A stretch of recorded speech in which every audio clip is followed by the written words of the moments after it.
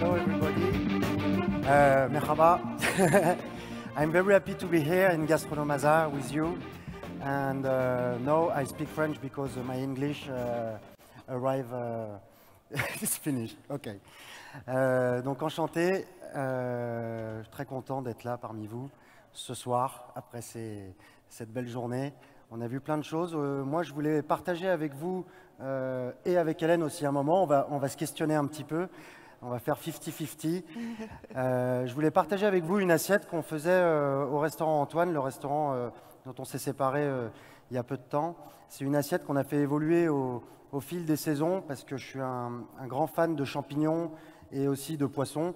Donc j'ai réuni ces deux passions dans une assiette.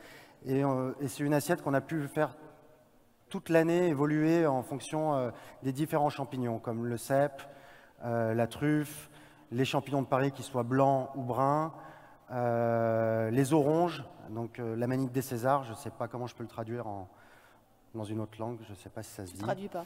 Et du coup, je voulais faire cette assiette qui est vraiment qui est très design, qui est dans l'air du temps, qui est très naturelle, basée sur le cru, agrémentée d'un petit lait fumé avec du caviar tempéré. Et voilà, on va réaliser cette petite assiette en direct. Au boulot. Alors, donc là, on a pris, j'ai fait quelques copeaux de poissons. Ici, c'est du pagre. C'est une variété de dorade de Méditerranée qui est maturée aussi, c'est-à-dire qu'une fois les filets levés, on les laisse un petit peu maturer pour les sécher, pour obtenir des belles textures. Marinés avec un petit peu d'huile d'aneth, un tout petit peu de sel dessus. C'est un assaisonnement très très léger parce qu'en fait l'assaisonnement il va vraiment être dans la sauce qui va compléter ce plat. Alors, un tout petit peu de jus de citron toujours, j'aime bien sur le poisson cru. Et alors les champignons, est-ce que tu fais ce plat toute l'année? Alors ouais, c'est un plat qu'on pouvait servir tout au long de l'année, comme je disais, avec différents champignons, que ce soit les cèpes, la truffe noire avec le champignon de Paris, plutôt avec de la Saint-Jacques, des sauces à la truffe. Le cèpe, on le faisait avec un lait fumé à la noisette. Il se réadaptait vraiment en fonction de la saison, de semaine en semaine. Ça pouvait changer. Tout au long de l'année. Et on a des champignons d'été aussi, comme l'orange ou l'amanite des Césars. Et c'est des champignons jaunes, très beaux. Ça représente vraiment le soleil. C'était très frais. Donc voilà. C'est un plat qui change de couleur en fonction des saisons. Qui change de couleur, de goût, toute l'année. Donc ce qu'il faut pour ce plat, forcément, c'est d'avoir une qualité de champignon irréprochable pour qu'il soit extrêmement ferme, car très difficile à couper. Et après, on peut s'amuser. Voilà, ils sont bien blancs, ils sont jolis. J'en fais quelques-uns comme ça. Te coupe pas? Non. Pourtant, je suis un peu stressé, je tremble. C'est difficile. We don't want any accident at the end of the day.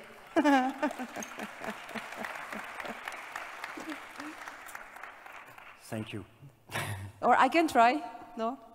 Alors, donc voilà, je vais dresser mes quelques petits copeaux de poisson dans le cercle. Voilà. So, what is the name of the dish? On appelle ça les pétales de champignons accrus, tout simplement. Parce que c'est vraiment après une salade de champignons. En fait, en France, on a une spécialité qui s'appelle, c'est la salade de champignons aux haricots verts. Et on peut aussi l'adapter avec du végétal. Là, je mets du poisson, mais dessous, des fois, on les a fait complètement végétal, complètement champignons, ou des fois avec des haricots verts, avec petite vinaigrette d'échalote. On remettait des champignons dessus, et on avait des belles assiettes végétales pour ceux qui ne mangeaient pas de poisson. Donc, après, on a fait des petits pickles de concombre, juste pour relever un petit peu le plat.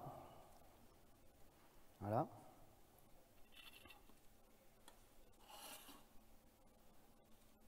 Alors, comme ça. On en met partout autour. Donc là, ils sont juste marinés sel, sucre, vinaigre. C'est vraiment une assiette très simple de base, mais avec un bel effet de surprise parce qu'il y a des goûts assez marqués. Il y a des vraies variantes d'acidité. Et c'est très bon. Enfin, en tout cas, ça plaisait au restaurant. Voilà. Donc l'inspiration, ça a été les champignons ou le poisson? Alors l'inspiration, c'est vraiment le travail du champignon cru. et de lui trouver un design. Au début, on dressait, on mettait des petits copeaux, on faisait un petit jardin un peu comme une forêt, on essayait de retranscrire un paysage. Et puis finalement, après, j'en ai eu marre et une fois, j'ai fait une rosace à plat sur mes petits copeaux de poisson. Comme un carpaccio. Ouais, comme un carpaccio. Et comme au milieu, il y avait un trou, c'est légèrement tombé au milieu et ça a fait une sorte de fleur. Donc Alors, tu on a t'es gardé trompé, ça. tu Ouais. t'es trompé Ouais, j'ai pas fait exprès de le faire. et c'est Comme devenu ça. mieux. Ouais, exactement. Alors, j'avais la mandoline quelque part. Là. Elle est Voilà. Il a attendu toute la journée, quand même. Il y a 2 Français Je suis en parti dernier. de Paris, j'étais à l'aéroport, j'ai fait « Ah, j'ai oublié la mandoline ». J'avais besoin de un truc, c'était ça. Mais bon, ça va le faire. On a trouvé la mandoline. Te coupe pas. Non.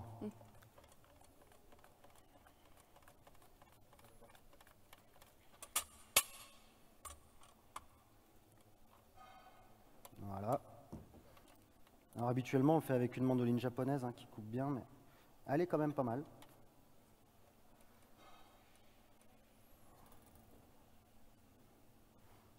On va changer de champignon un peu. Voilà.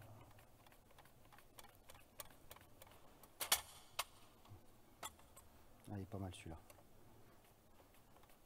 Alors, tu as des questions à me poser, Hélène, un petit peu? Donc là, on est sur une rosace. Ouais, on va faire une petite rosace. En fait, on va apporter un peu de volume et un petit peu d'air dans tout ça.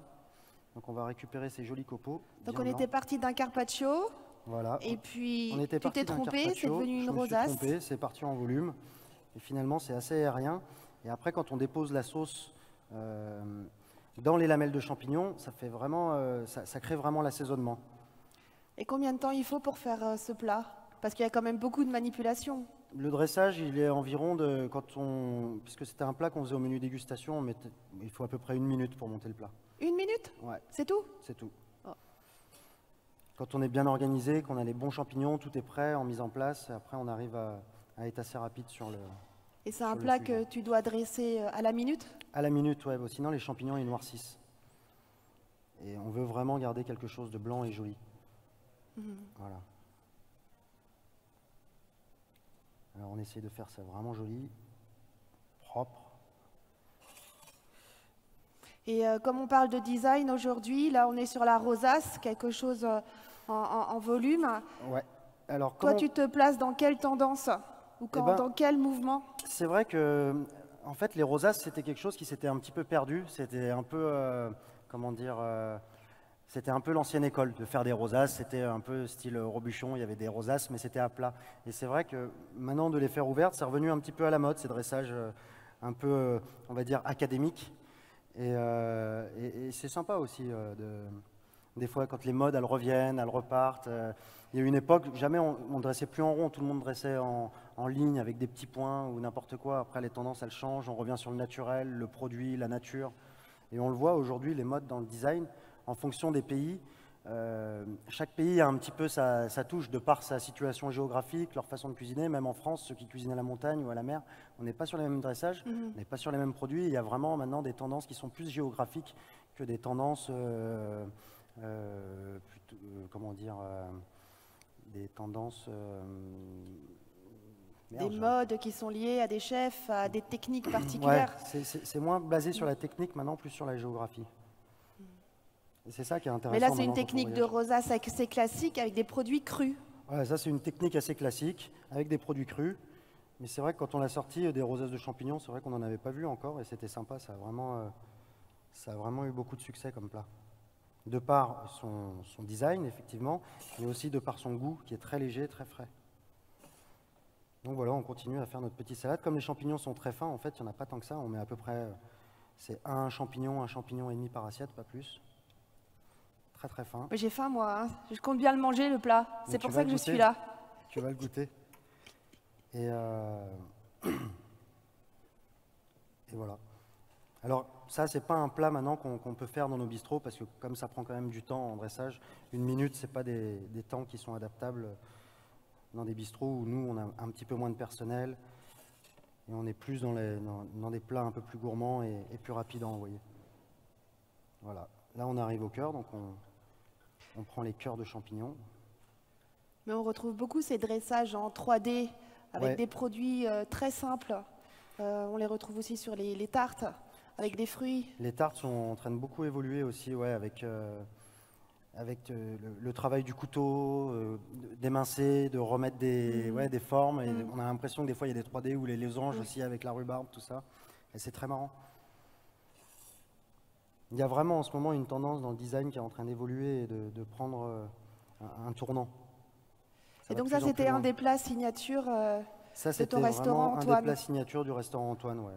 Il y avait ça et on faisait aussi un plat qui était assez design, qui ressemblait à un bao, ce qu'on appelait un petit pain soufflé au homard. En fait, on avait retravaillé la quenelle lyonnaise, d'où je suis originaire. Alors voilà. Voilà cette petite salade de champignons.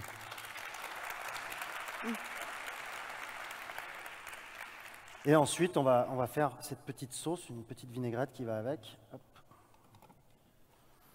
Donc la vinaigrette, en fait, c'est un lait fumé. Donc c'est un mélange de lait et de crème qui est infusé avec des peaux de poisson fumé. D'accord? Donc plutôt des peaux d'anguille. Enfin, quand on fait d'autres plats, tout ça, on garde les peaux, on fait infuser dans le lait, on le porte à ébullition. Après, on l'assaisonne avec un petit peu de vinaigre de riz pour apporter un peu d'acidité. Et ensuite, on le garde à une température d'environ 30 degrés, 30-35 degrés. Parce que le caviar, il est meilleur avec un tout petit peu de température. Donc, comme on va prendre un peu de caviar pour assaisonner cette salade, voilà, un petit peu de caviar, et ben le caviar ici, il va vraiment prendre de la puissance. Quand il est trop froid, c'est bon, c'est une autre façon de le manger, mais c'est moins agréable. Vas-y. Oui, j'en mets, hein, je mets tout. On va pas déconner. Voilà, on va essayer de ne pas casser les grains. On va remuer doucement. Dedans, on va mettre une petite huile d'âneth.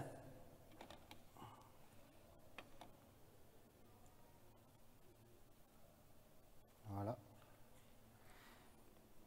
Un peu de ciboulette ciselée.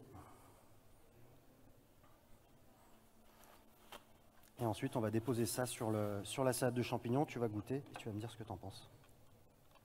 S'il y en a qui veulent goûter dans le public, ils peuvent venir. Hein.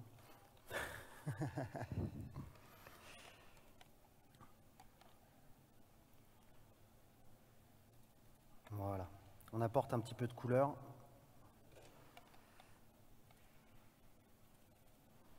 Et ensuite, à la dégustation, il faut couper, mélanger et goûter. Tiens, Hélène. Merci. Donc les hommes travaillent et les Dis-moi si on femmes va pouvoir dégustent. faire. Voilà. Merci. Avec plaisir. C'est- Je te prête. Ah. Les fumées au caviar. Ah, c'est très très bon. C'est pas la première fois que je le mange, mais c'est très très bon et c'est très très beau. Ouais. Mais le beau n'empêche pas le bon. Le beau n'empêche pas le bon. C'est vrai, le design, c'est très important parce que c'est la première impression qu'on a. Mais il faut aussi, enfin, moi, je suis très axé sur tous les plats, sur la gourmandise du plat. Il faut vraiment qu'on ait envie de le manger, que ce soit les viandes, les poissons, qu'il y ait des brillances, qu'il y ait des glaçages, les passages à la casserole, la fraîcheur du produit. Tout ça, ça fait partie du design d'une assiette, en fait. C'est la qualité des produits qu'on va retrouver dans l'assiette. Quand ils sont bien faits, bien cuisinés, bien coupés, ça donne envie de les manger. Et c'est une certaine facilité après pour créer de belles assiettes. Alors que si les produits sont mal découpés, on a beau faire des dressages, faire ce qu'on veut, l'assiette, elle sera moche de toute façon. D'accord. Donc là, le Donc, design fait que c'est encore meilleur. Et ben voilà, exactement. Là, ça donne envie, en fait, ça appelle un petit peu à la curiosité. Qu'est-ce qu'on va retrouver dessous parce qu'on ne voit pas ce qui se passe. Et ce qui est marrant, en fait, c'est ça, c'est de découvrir un petit peu plusieurs choses en dessous et au fur et à mesure de la dégustation, d'aller de surprise en surprise. Merci beaucoup. Avec plaisir. Voilà. Merci à vous. Merci beaucoup.